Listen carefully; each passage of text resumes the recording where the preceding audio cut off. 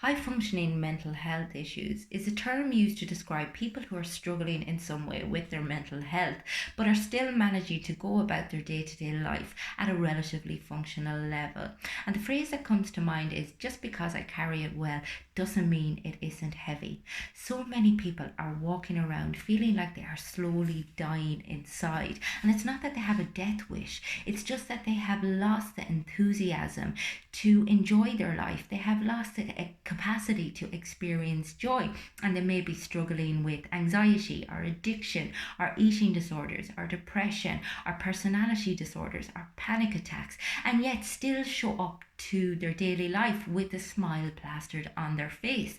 And underneath that smile can be feelings of isolation, irritability, dissatisfaction, self loathing, sadness, low energy levels, low levels of self worth, loneliness, disillusionment, a lack of meaning, and trouble with focus, trouble with concentration, trouble with decision making.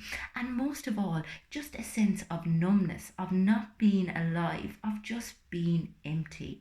And because we feel we need to be at crisis point, that we need to be on our knees before we can justify reaching out for help, we tend to try to self-soothe and self-medicate using control or using whatever it is we can find or lay our hands on to numb our experience, whether it be food, whether it be alcohol, porn, drugs, online shopping, gossiping, whatever it is that we choose to abandon our reality, to abandon ourselves in the process. And it's recognizing that you do not have to be on your knees. You do not have to wait for things to get bad enough before you seek help, before you reach out.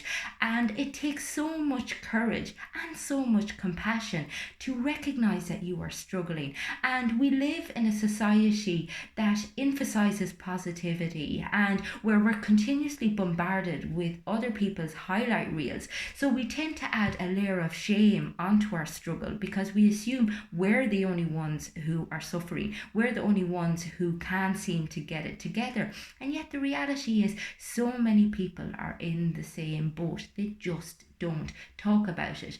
And it's recognizing that you do not have to stay in that place.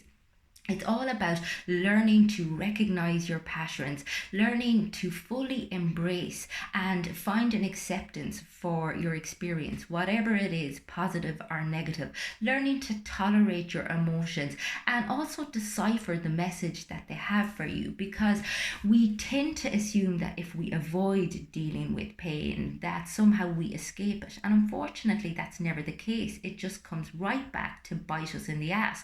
Whereas if we can face into it, if we can treat it with compassion as opposed to seeing it with criticism and judgment, then we're more likely to be able to work through it, to be able to untangle what it is that is causing us to feel detached, to feel lonely, to feel empty, to feel numb, and find a way to create a sense of meaning and joy in our life through acceptance and through kindness and through open heartedness and open mindedness.